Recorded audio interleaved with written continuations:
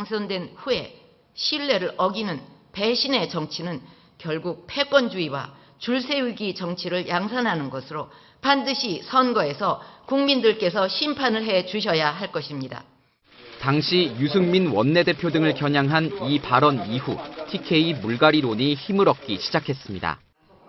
박 대통령은 다시 총선에 대해 언급했습니다. 모든 민생 법안들이 묶여 있는 것은 국민과 민생이 보이지 않는다는 방증이 될 것입니다. 앞으로 그렇게 국민을 위해서 진실한 사람들만이 선택받을 수 있도록 해주시기를 부탁드립니다. 원론적 발언으로 보일 수도 있지만 역시 최근 상황과 맞물려 미묘한 해석을 낳고 있습니다. 특히 최근 정종섭 행정자치부 장관을 필두로 대구 등의 출사표를 던지고 있는 박근혜 정부 사람들에게 힘을 실어주는 발언으로도 해석됩니다. 반면 유승민 의원은 상가에서 농담조이긴 하지만 한 친박 인사에게 유승민 키즈 다 죽는다고 말하고 다녔나, 그런 이야기하면 다리 몽둥이를 뿌라뿐다고 말했습니다. 새정치민주연합 김성수 대변인은 자기를 반대하는 이들을 떨어뜨리라는 노골적인 선거 개입이라며 독재 시절에도 보지 못한 일이라고 비판했습니다. 선관위는 선거법 위반은 아니라는 입장입니다. 채널A 뉴스 김윤수입니다.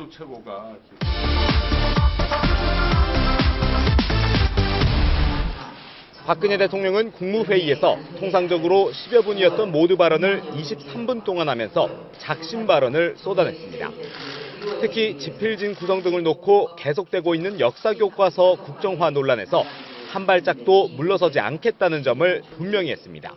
자기 나라 역사를 모르면 혼이 없는 인간이 되는 것이고, 바르게 역사를 배우지 못하면 혼이 비정상이 될 수밖에 없습니다. 이것은 생각하면 참으로 무서운 일입니다. 현행 검인정 역사교과서는 북한의 각종 도발을 축소하고 경제 발전을 반노동적으로 묘사하는 등 경도됐다며 국정교과서 집필에 다양한 분야의 최고 전문가들이 참여해달라고 당부했습니다. 노동개혁 관련 5개 법안과 이른바 경제활성화 법안, 한중 FTA 비준 동의안도 일일이 필요성을 언급하면서 정기국회 내 처리를 압박했습니다. 반년 정도 남은 19대 국회 임기 안에 법안들이 처리되지 않아 자동 폐기되면 국민들이 용서하지 않을 것이라고 목소리를 높였습니다. 국무회의 때마다 법안을 통과시켜달라고 사정하는 것도 단지 메아리뿐인 것 같아서 통탄스럽습니다. 박 대통령은 국회를 향해 모든 걸 정쟁의 대상으로 삼아 법안을 정체 상태로 두는 건 말로만 민생을 부르짖는 것이라고 비판했습니다. 채널A 뉴스 송찬욱입니다.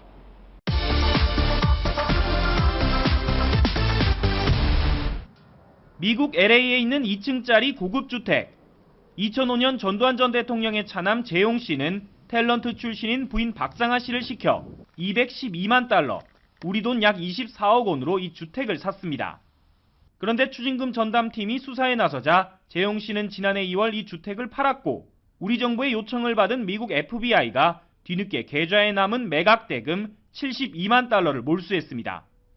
미국은 이 돈과 박상아 씨의 투자 이민 채권을 몰수한 50만 달러 등 우리 돈 약 13억 원을 한국으로 보냈습니다. 이로써 지금까지 전 대통령 일가에 대한 추징금 2,205억 원 중 환수된 금액은 1,121억 원, 절반을 조금 넘겼습니다. 현재 매각 절차가 진행 중인 전 대통령 일가의 부동산은 6건으로 공시지가 930억 원. 하지만 환수 가능한 금액은 추징금 전액에 턱없이 부족해 보일 것으로 예상됩니다. 공시지가로 250억 원인 연천 허브빌리지의 경우 2차례 유찰돼 실제 매각 대금은 150억 안팎으로 예상되는데, 그나마 각종 세금과 담보를 제외하면 실제 환수 금액은 7억 원에 불과합니다. 최근 전재용 씨는 벌금 40억 원을 한꺼번에 낼 능력이 안 된다며 분할 납부를 신청하기도 했습니다. 채널A 뉴스 고정현입니다.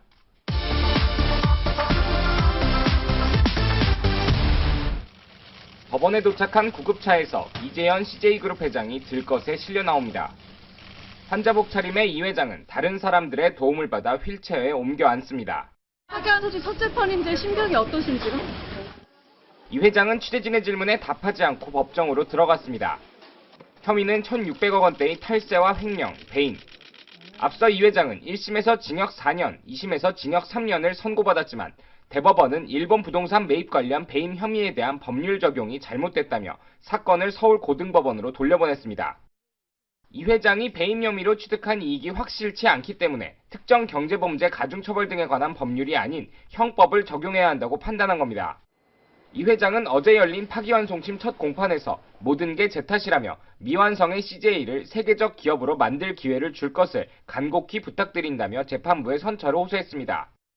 검찰은 2심과 마찬가지로 징역 5년에 벌금 1,100억 원을 구형했지만 대법원의 판단대로 법률이 적용된다면 형량이 줄어들기 때문에 이 회장은 실형이 나온 2심과 달리 집행유예를 선고받을 가능성이 있습니다. 채널A 뉴스 서한환입니다.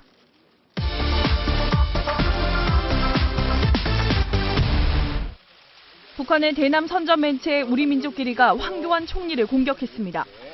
황 총리가 역사 교과서 국정화 대국민 담화에서 북한 관련 편향성을 들어 국정화 당위성을 강조한 데 대해 너무나도 분명한 6.25 전쟁의 책임마저 북한의 잘못이 아닐 수도 있다는 그릇된 생각을 갖게 할 우려가 있습니다. 북한은 역사적 사실을 왜곡한 파렴치의 극치라고 주장했습니다. 그러면서 황당하고 교활하며 안하무인격으로 놀아댄다며 황교안 총리의 이름을 빗댄 삼행시까지 꺼내 원색적인 비난을 가했습니다. 그런데 정청래 새정치민주연합 최고위원이 국정원 정치 개입 의혹 사건과 관련해 법무부 장관이던 황 총리를 비난하던 것과 내용이 비슷합니다.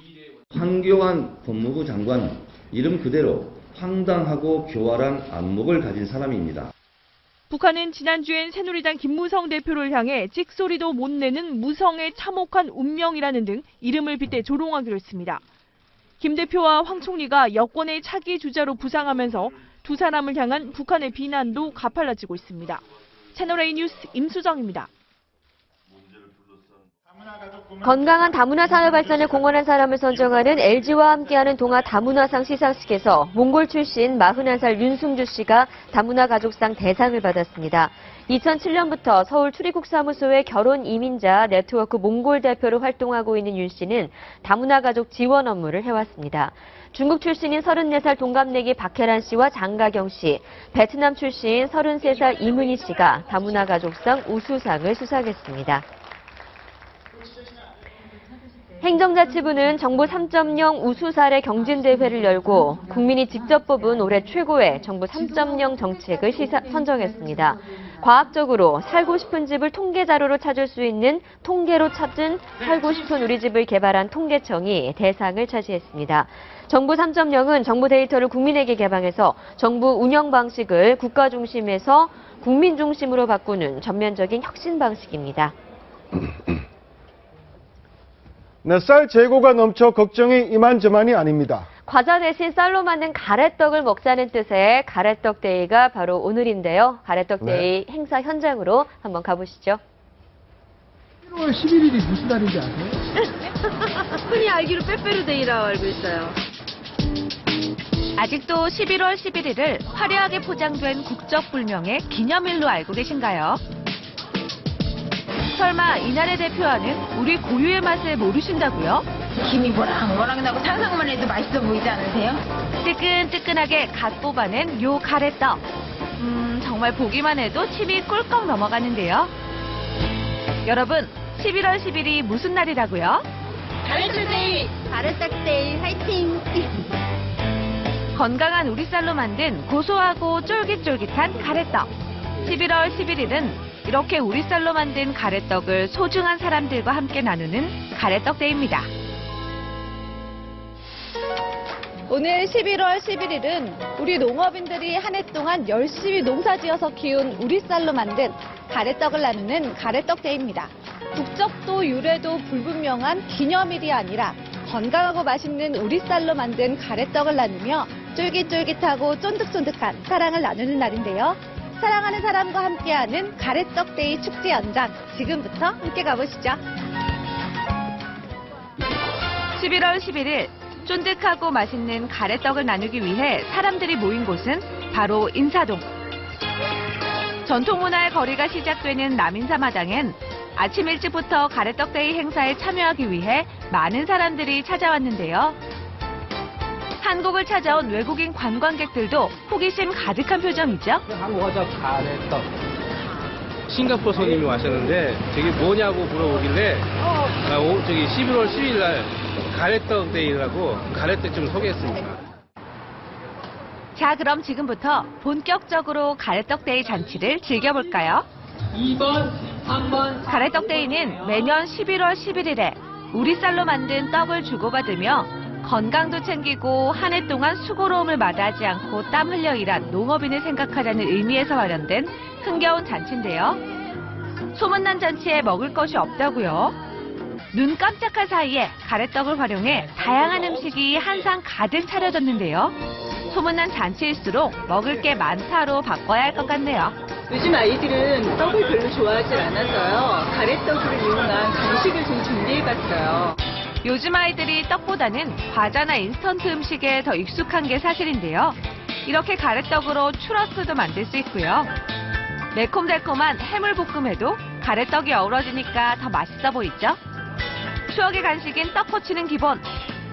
아이부터 어른까지 모두가 좋아하는 가래떡 한상 차림 완성. 산에서 소나무 껍질 벗겨서 그거 가루 만들어서 수제비 떠먹던 생각하면 이게 뭐 얼마나 좋은 일이에요. 엄청 발달한 겁니다. 이 얘기는. 오늘 잔치의 하이라이트는 바로 가래떡이 끊어지지 않게 길게 떡을 뽑는 일이었는데요. 와, 정말 길죠? 가래떡을 길게 뽑는 이유가 무병장수의 의미도 있고 또 이제 시민분들과 다 같이 한번 먹기 위해서 그래서 이제 저희가 좀 길게 뽑고 있습니다. 게다가 알록달록 고운 색까지 입힌 오색 가래떡이라 더 눈길을 사로잡았답니다. 그런데 11월 11일을 가래떡데이로 만든 건 특별한 이유가 있다고 하네요. 농업인에게 격려하고 또 도시민에게 농업의 중요성을 느껴보자 하는 날이 농업인 날인데 이 농업 중에서 제일 중요한 작목이 쌀입니다. 그래서 쌀을 가래떡을 뽑으면 일 내게 되니까 그 기념해서 우리 쌀의 중요성을 가르치고 특히 최근에 쌀 소비가 많이 줄었습니다. 그런 이런 날을 기념해서 쌀 소비도 좀 진작하고자 하는 취지에서 마련한 날입니다. 흑토자가 겹친 토월 토일을 아라비아 숫자로 풀었으면 11월 11일이 되는데요. 농업인이 흙에서 나서 흙을 벗삼아 살다가 흙으로 돌아간다는 의미에서 1996년부터 이날을 농업인의 날로 기념해 오다가 2006년부터 가래떡데이로 지정하고 우리 쌀과 농업인을 생각하기 시작한 거죠. 이게 웬 떡이냐고요? 가래떡데이 잔치에 온 시민들에게 나눠줄 떡이랍니다. 자, 하나, 둘, 셋, 쫀득하게!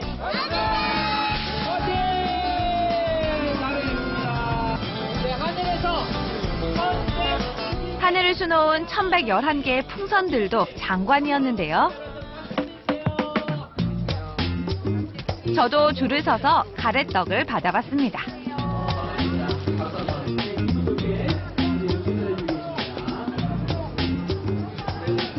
이렇게 꿀에 찍은 가래떡만한 간식이 없잖아요. 달콤하면서도 쫄깃한 이 맛. 이게 백년초가 들어간 가래떡이라고 하는데 향 드실 때 향긋하고 쫄깃하고 먹을 때도 향긋하고 역시 한국인은 과자보단 떡인 것 같아요. 이날 제가 먹은 가래떡이 얼마나 되는지는 비밀입니다. 정말 맛있게 드시죠? 흰떡 먹을 때하고 또 다른 맛이 확실히 나는데요. 맛이 괜찮아요. 좋아요. 한국 전통의 맛이 담긴 가래떡. 과연 외국인들에겐 어떤 느낌이었을까요? That's good, very good. 외국도 들어와갖고 저렇게. 그런데 이쪽엔 어머니들이 왜 이렇게 잔뜩 줄을 서 있는 걸까요? 아, 떡썰기 시합이 열리는 곳이군요. 내가 1등 할 수 있다. 가래떡데이의 떡썰기는 내가 1등 하지. 시작! 그럼 어머님들 실력 좀 볼까요? 아이고, 큰 소리는 쳤는데 마음처럼 쉽지 않은가 봅니다. 긴장한 탓인지 크기도 들쑥날쑥. 아버님, 평소에 어머님 좀 자주 도와드리지 그러셨어요. 잘 썰었잖아요. 정부나 쌀 제조업체에서도 다양한 제품을 개발하겠습니다만은 국민 여러분께서도 우리 쌀에 대해서 많은 관심을 가지고 또 많이 애용해 주시면은 결국 우리 쌀 산업이 발전되고 우리 쌀 산업의 발전은 우리 농업과 농촌이 건전하게 유지 발전되는 기능을 한다는 점을 좀 이해해 주시기 바랍니다. 우리 쌀로 만든 가래떡으로 고맙고 사랑하는 사람들에게 마음을 전하는 11월 11일 가래떡 데이. 건강도 챙기고 우리 쌀도 애용할 수 있는 가래떡 데이를 맛있게 즐겨보면 어떨까요? 가래떡 좋아요.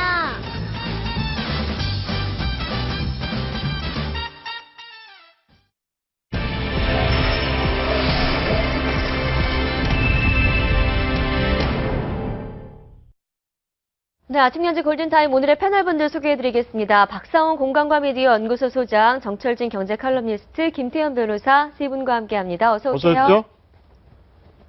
네, 총선은 아직 시작도 안 됐는데 각종 전단지와 현수막, 구호 등이 난무하는 곳이 있습니다.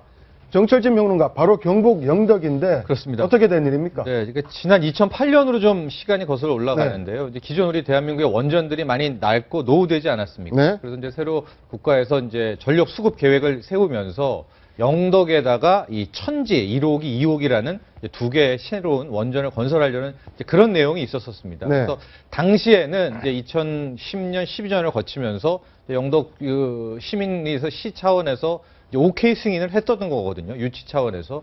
근데 최근 들어서 이후 후쿠시마 원전이 터지고 주역 지민 내에서 주민들 사이에서도 이제 반대 의견이 다시 네. 기등하게 되면서 당초에 이 사업을 신청하려던 부분을 이제 철회하겠다라는 이제 의견이 나오게 됐고 이제 여기서 찬반 갈등이 극심하게 됐고 바로 오늘과 내일 이제 일종의 지역 주민 투표라는 방식으로 이제 주민들의 마음을 물어보는 이제 그런 이제 투표가 진행되고 네, 있습니다. 거기에 앞서서 지금 굉장히 갈등이 격화되고 있는 그렇죠. 거죠. 네, 거슬러 올라가 보면 영덕지방의회의 동의를 받아서 2008년에 이제 자율적으로 유치 신청을 했던 거고요. 네.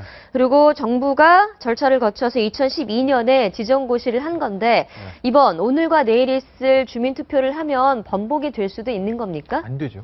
그러니까 옛날에 오세훈 시장이 했던 무상급식 주민투표 같은 거는 지방자치단체의 사무기 때문에 주민투표 대상에 든 건데 이건 이미 국가의 사무거든요. 즉 영덕의 손을 떠난 겁니다. 대한민국 중앙정부의 차원의 일이기 때문에 지역 주민들이 어떤 주민투표를 한다고 해서 되돌릴 수 있는 것도 아니고 그리고 주민투표법에 있는 주민투표는 그 지방선거관리위원회, 그러니까 이석경 같은 경우에는 영덕선거관리위원회에서 관할이 돼야 되는 건데 이거는 그런 것도 아니거든요. 정말 순수하게 주민들이 모여서 찬반을 표시하는 그런 것이기 때문에 어떤 정치적인 효력은 있을지 모르겠으나 법적 효력은 없는 것이고 국가가 결정한 사무를 되돌릴 수도 없는 그런 주민투표입니다. 그렇다면 법적 효력이 전혀 없는 주민투표인데 왜 이렇게 강행하는 겁니까?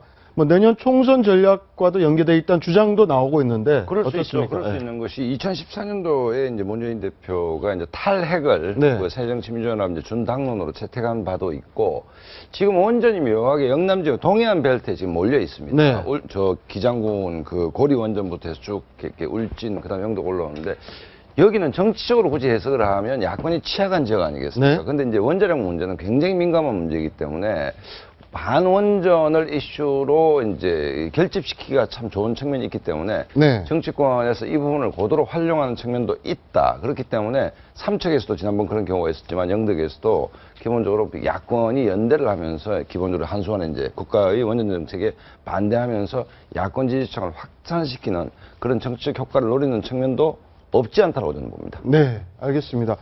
어떻습니까? 원전 사고 한 번 발생하면 돌이킬 수 없는 재앙을 가져옵니다. 그래서 이렇게 주민들이 불안은 할 수도 분명히 있는 건데요. 네. 그렇습니다. 하지만 그렇다고 경제적 효과도 무시할 수는 없지 않습니까? 그래서 뭐 우리나라뿐만이 아니라요. 전 세계적으로 이 원전 건설이 되면 그 해당 지역은 항상 갈등이 생기게 마련이거든요. 네. 찬성 쪽과 반대 쪽. 이제 찬성 쪽에서는 어쨌든 안전성에 대한 걱정 있는 거긴 하지만 이제 그만큼 경제적 파급 효과가 있다라고 하는데요. 이번에 영덕의 천지 1호기, 2호기의 효과 약 한 뭐 매출 연매출이 1,000억 원에다가 4,000명 정도의 신규 창출 효과가 있다. 뭐 이런 얘기가 나오는데 더 핵심은요. 이게 이제 원전이 하나 세워지게 되면 네. 도로가 같이 나거든요. 네. 그러니까 도로가 나고 그럼 사람이 몰리게 되고 그렇다면 영덕이 현재 굉장히 좀 침체돼 있고 대개뿐만이 이게 전부인데 저쪽 지역이 경제를 좀 침체돼 있는 건 굉장히 점점 해마다 침체돼 네. 있어서 이제 네. 대안이 될 수 있다라는 것이 이제 찬성 쪽이고 네. 또 이제 반대 쪽은 계속해서 이제 안전에 대한 문제들, 공포에 대한 얘기들을 하고 있는데 이 중앙정부에서는 내일 결과가 나오는데 이게 어쨌든 뭐 불법인데다가 법적 효력은 없지만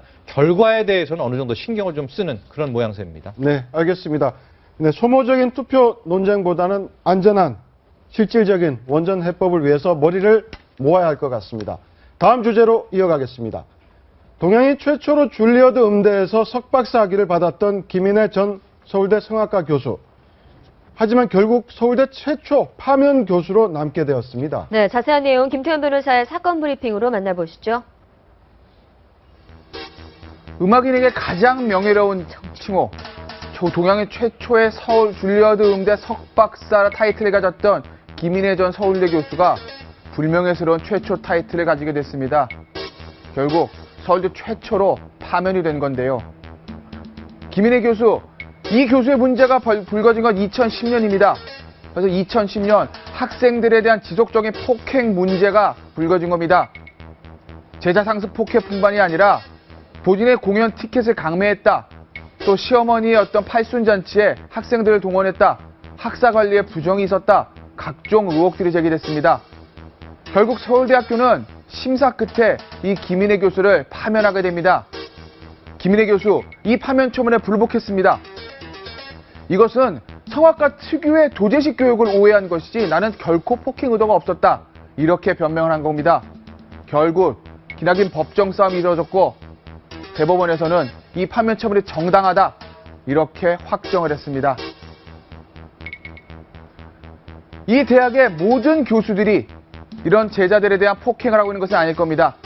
폭행을 행사하는 교수들은 극히 일부에 불과할 겁니다.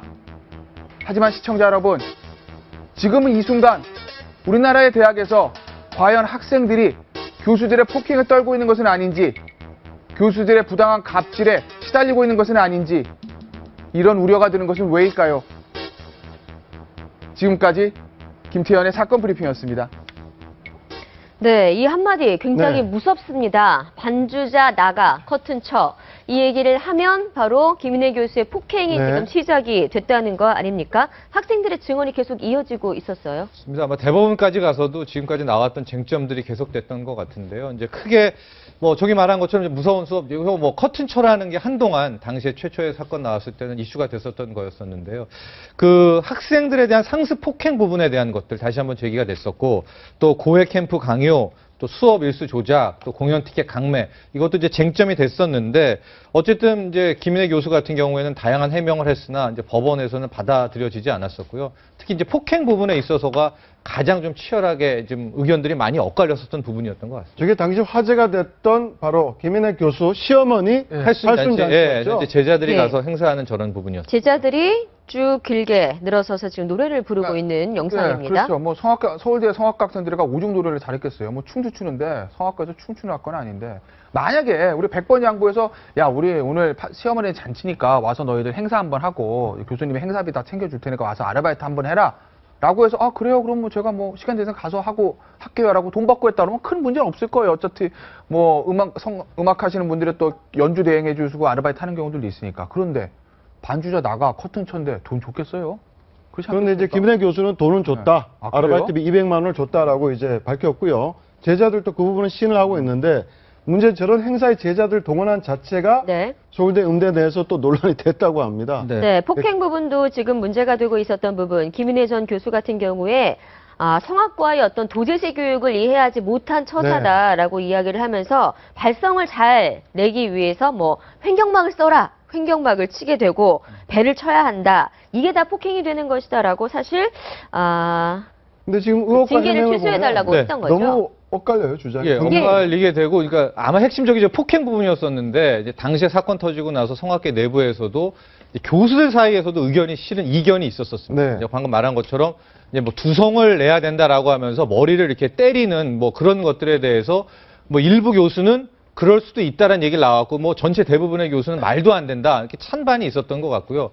근데 뭐 아까 말한 것처럼 이제 횡격막을 울려라 하면서 이렇게 배를 치는 뭐 이런 부분에 대해서도 네. 굉장히 의견이 엇갈렸었던 부분이기도 한데 어쨌든 법원은 이 폭행에 대해서는 정말 엄격하게 이 행동을 했었고 특히 또 하나 김인혜 교수 같은 경우가 서울대 교수 아닙니까? 네. 그래서 이게 최초 파면이라는 게 일반 사립대와는 달리 공무원법이 적용이 되면서부터 이제 파면에 대한 이 처벌 수위가 굉장히 강해졌다 이렇게 보면 될 것 같습니다. 네, 알겠습니다. 어떻습니까? 지금 이번 판결로 김인혜 교수, 서울대 첫 파면 교수라는 뭐 악명 별로 좋지 않은 기록을 세우게 됐는데 결국 폭행 의혹에 대해서 대법원이 최종적으로 인정을 한 것으로 봐야 되는 거죠. 뭐 결국 그렇게 봐야 되겠죠. 만약에 폭행 자체가 없었다고 하게 되면 그러면 사실은 파면할 수가 없는 것이거든요. 근데 네. 대법원에서 이 파면 처분이 정당하다라고 얘기를 했던 건 폭행 혐의에 대해서는 김인혜 교수였던 변명과는 상관없이 대법원 전에도 인정한 것으로 보시면 되겠습니다. 네, 김인혜 교수 같은 경우에 과거에 이제 방송에도 출연을 하면서 굉장히 뭐 인자한 모습을 보이기도 했어요. 뭐 이렇게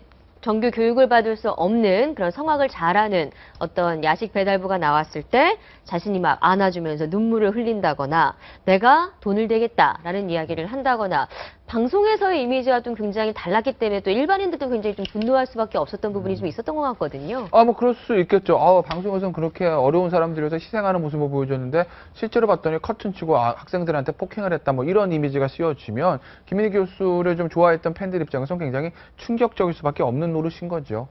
어떻습니까? 최근 뭐 여러 가지 대학뿐만 아니고 고등학교, 중고등학교, 교사, 교수들의 폭행, 그리고 성추행 이런 의혹들 계속 사건들이 계속 나오고 있는데 어떤 이번 판결이 좀 이런 학계에 좀 영향을 미칠 수 있을 거라고 보세요? 기본적으로 이제 큰 틀에서의 교사 폭행 말고 이번 판결은 이제 도제식 교육을 하는 곳들, 가령 이제 성악이랄지 체대 같은 경우에도 이제 굉장히 몸과 몸을 맞대뜨려서 가르쳐야 되는 그런 부분 아닙니까? 근데 이번 파면 판결이 아마 우리 한국의 대학계에서도 교육계에서도 이 도제식이라고 하더라도 어느 정도의 탈법, 불법은 더 이상은 용서할 수가 없다, 용납이 안 된다. 특히 폭행에 대해서는 굉장히 엄격하게 선을 그은 판결이어서 아마도 앞으로도 이런 도제 교육이 많이 이루어지는 부분들에 대해서는 이번 판결이 어떤 큰 하나의 뭐 큰 전환점이 될 것이다 이렇게 보여집니다. 저는 재밌게 본 게 김인혜 교수의 변명 중에 좀 유심히 본 게 본인도 학생 시절에 선생님들이 너무 무서워 뭐 이런 교육을 받아왔다. 그래서 단 이렇게 교육하는 것이 성악과 특성상 당연하다고 생각했다는 지점인데. 그러니까 이게 뭔가 이제 이번 판결을 계기로 이제 모멘텀이 생긴다라고 저는 보는 것이 아무리 그렇다 하더라도 받아들이는 교육을 받는 제자 입장에서 폭행과 수치심을 느낀다는 건 폭행 아니겠습니까? 그렇기 때문에 뭐 차제에 좀 그 어떤 관행들을 좀 바꿔야 되는 게 아닌가 이런 생각이 듭니다. 네, 알겠습니다. 네. 다음 주제 이어가도록 하겠습니다. 정치권 이슈로 넘어가죠. 정철진 평론가는 여기서 인사드리도록 하겠습니다. 고맙습니다. 고맙습니다.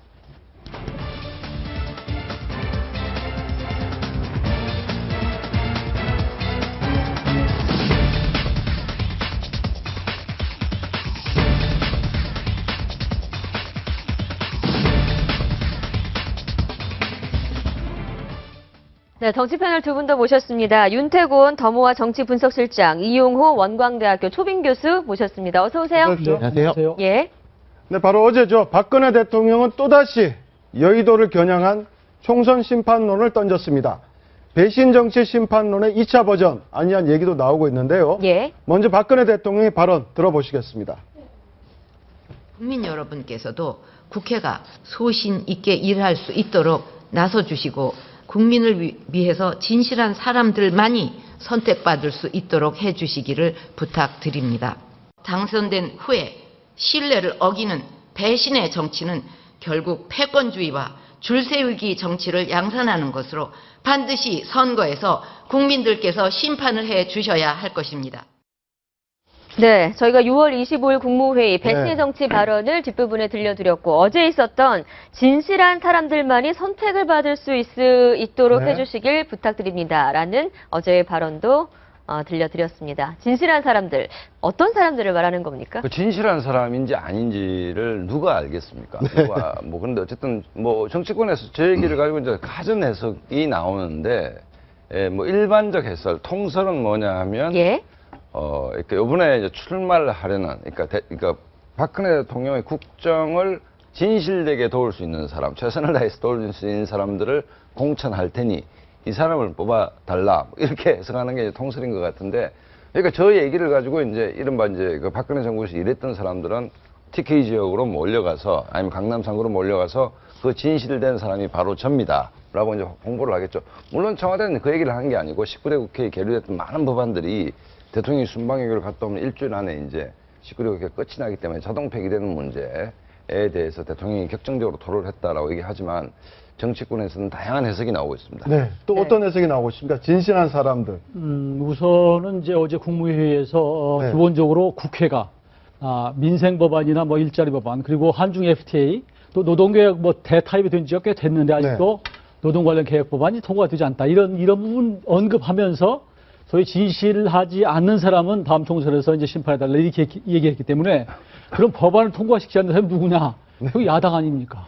물론 뭐 일부에서는 뭐 TK 지금 물갈이론과 하다 보니까 비주류, 여권의 비주류로 겨냥한 거 아니냐 이런 얘기를 하지만 이 워딩이나 맥락을 보면 야당이에요. 그리고 야당에서는 이게 그러면 이게 대통령께서 선거에 개입한 거 아니냐 이런 얘기가 나오고 있는데 그 바람에 약간 이 대통령이 또 충격적인 발언을 국무회의에서 한 바람에 일단 역사교과서 국정화 문제를 일단 싹 들어간 것 같아요. 효과가 하나 있는 것 같고. 그러나 또 한편으로 보면 늘 대통령이 이 국회를 공격하는 어떻게 보면 지난번 6월 때 그랬지만 이게 매우 이례적인 현상이거든요. 사실은. 물론 국회가 매우 이제 불신을 많이 받고 있는 상태이기는 하지만 일반적으로 행정부는 국회에 대해서 사실은 설득하고 협조를 구하고 대화를 하는 것이지 사실 저렇게 압박하고 사실 공격하는 것은 좀 매우 역사적으로 좀 이례적인데 사실 또 한편으로 보면 야당이 그만큼 조금 무시당하고 야당도 사실 자성할 필요가 있다. 그러니까 어쩌다 야당이 이렇게 좀 자괴스러운 상황이 됐는가 이런 부분도 따져볼 필요가 있는 것이 야당의 지금 문재인 대표를 중심으로 한 야당의 전체 리더십이 굉장히 약한 상태고 거기에 야당도 단합이 안 돼서 비주류가 흔든 상태이기 때문에 이런 것들이 전체적인 어떤 그 국정의 흐름에서 좀 야당의 역할 이런 것들이 여권으로부터 정부로부터 거꾸로 공격을 받는 아주 좀 어떻게 보면 이상한 그런 모양새가 생기겠다 이렇게. 근데 야당뿐만 아니고 여당에도 일종의 경고, 승부수를 던진 거로 보이는데. 방금 말씀하신 것처럼 이제 법안 통과 부분에 대해서는 야권에 대한 지적이라도 볼 수 있겠습니다만은 진실하냐 거짓되냐를 대통령이 야당 정치인들한테 말한다는 건 좀 뭐가 안 맞지 않습니까? 본인 입장에서 생각할 때 진실 거짓은 여권 정치인들에 대한 이야기인 것이고 또 뭐 잘 알려져 있습니다만은 유승민 전 원내대표 부친 상가에서 친박 핵심으로 불리는 의원들이 TK 물갈이 이야기를 했지 않습니까? 왜 박 대통령이 그 기사를 못 받겠습니까? 그 이야기가 나온 바로 다음 날 국무회의 석상에서 무려 24분간 이야기했다는 거 아닙니까? 이틀 만에 나온 발언이죠. 바로 그 이야기 다음 날 나온 거니까 그 TK 물갈이론에 힘을 싣는 거라고 보는 게 맞겠죠. 알겠습니다. 자, 여러 가지 뭐 누구를 겨냥한 것인지에 대한 설왕설래가 오가고 있는 가운데 자, 이런 박근혜 대통령의 간결하고도 짧지만 강한 어법이 또 한번 화제가 되고 있습니다. 박근혜 대통령의 과거 어록들 한번 모아봤습니다. 저는 한마디로 통일은 대박이다. 이렇게 생각을 합니다. 일자리 창출과 투자를 가로막고 있는 규제들은 한꺼번에 단도대에 올려서 처리하게 될 것입니다.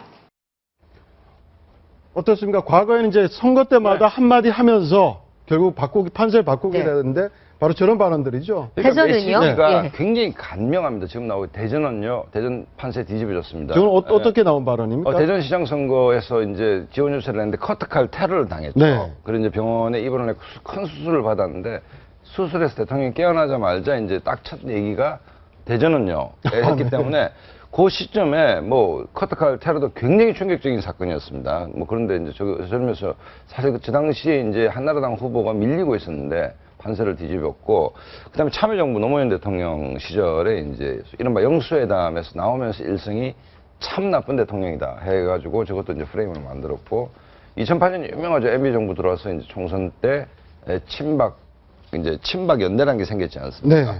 그때 메시지가 이제 이번 공천에서 저도 속고 국민도 속았다 하면서 친박연대 돌풍이 일어나고, 어쨌든 제가 여러 번 말씀드렸습니다만 투수 박근혜는 구질이 직구 하나밖에 없는데 타자들이 쳐내지를 못한다.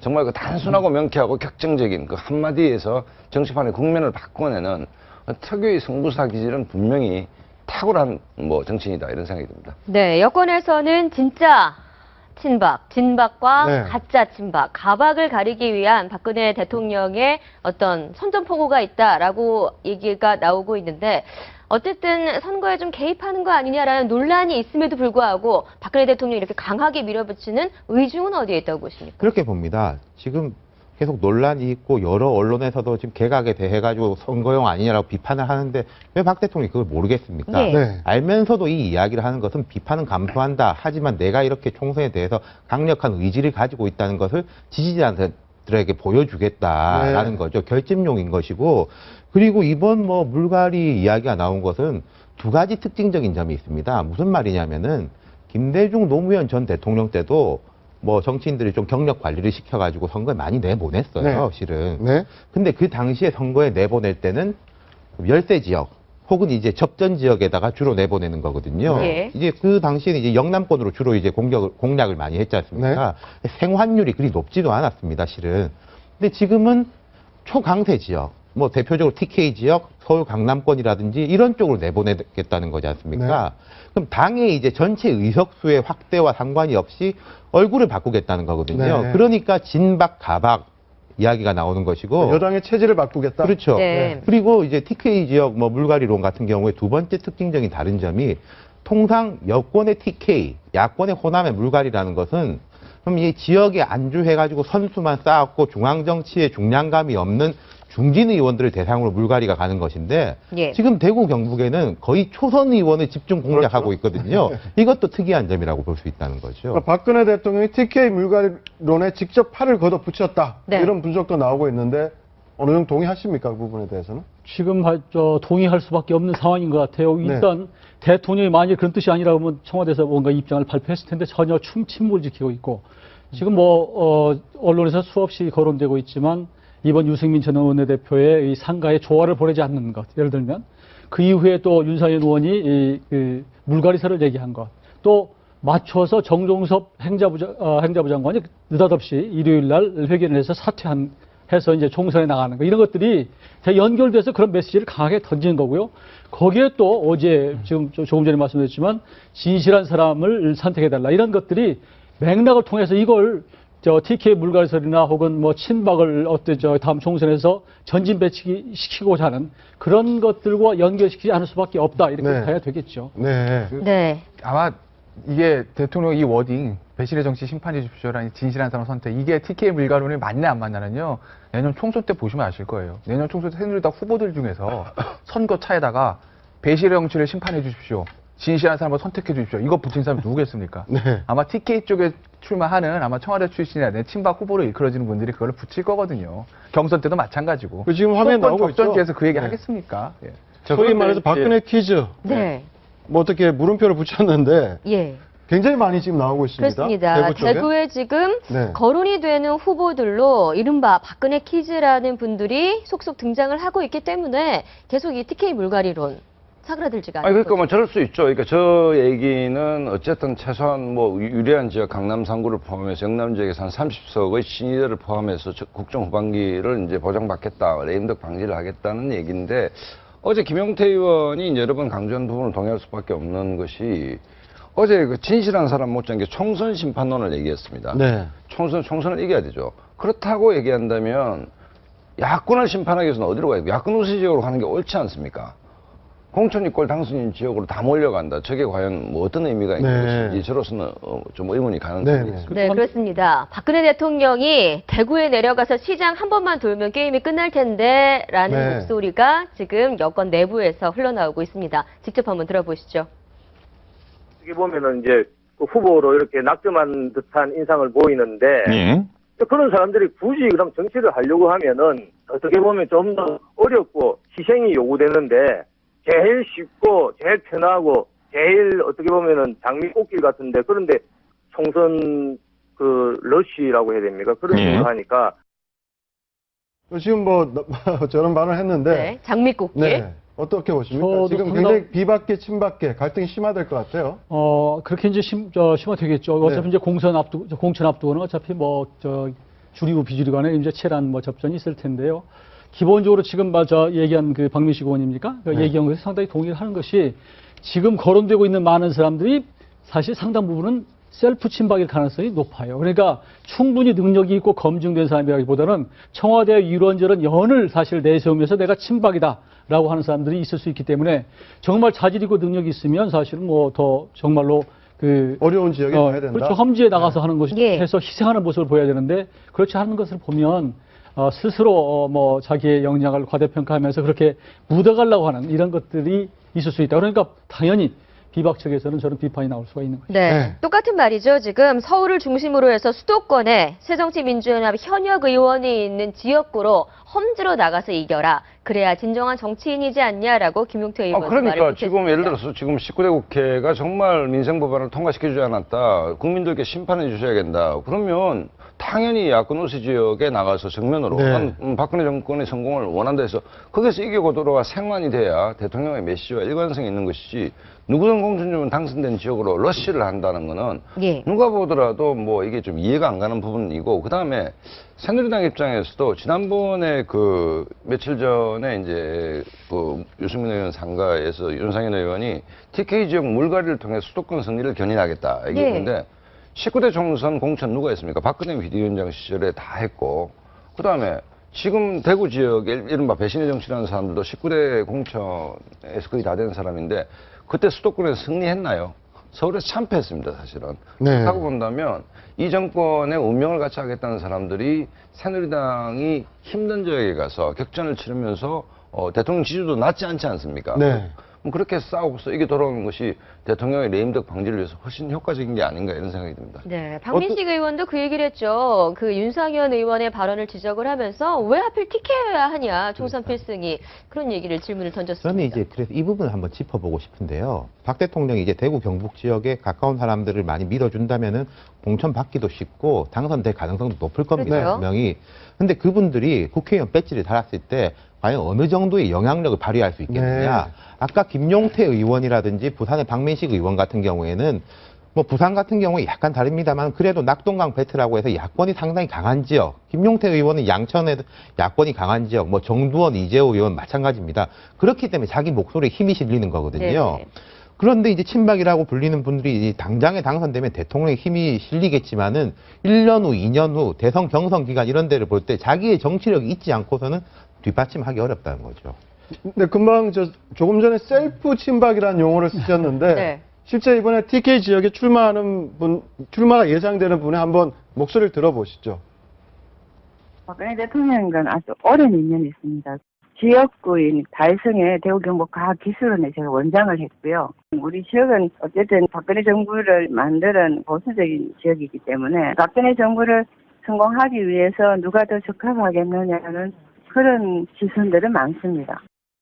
네, 야권에서는 총선용 예산 얘기도 터져나오고 있습니다. 정부가 내년도 대구 경북 지역의 예산을 5,600억 원이나 증액을 했다는 건데 어제 안민석 의원이 이 얘기를 했죠. 한번 들어보시죠.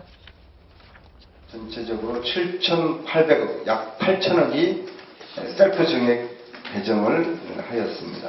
특히 TK 지역은 최경환 기재부 장관을 비롯해 박 대통령 측근들이 대거 출마할 가능성이 큰 곳입니다. 총선용 예산 배정이라는 비난을 피하기 어려울 것입니다.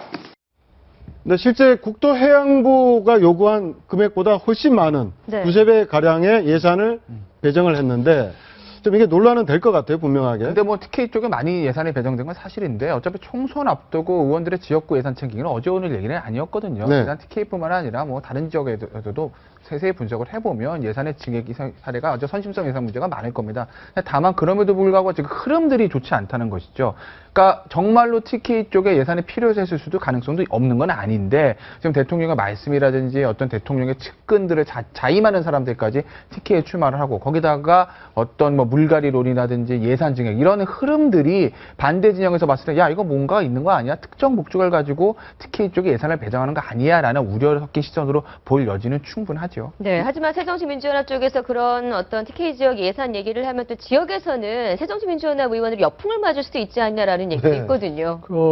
이제 대구 경북 지역의 새정치연합 후보들한테 역풍이 될 수 있지만 호남이나 이런 쪽에서 오히려 사실 저게 굉장히 예민한 사안이에요. 그러니까 저렇게 접근하면 수치로 접근하면 호남의 정서, 반 TK 정서, 호남을 결집시키는 역할을 할 수 있죠. 그러니까 오히려 이제 호남 예산을 조금 배정함으로 해서 호남을 결집시켜서 오히려 야권에 도움이 되는 궁극적으로 그렇게 되는 현상이 있는데요.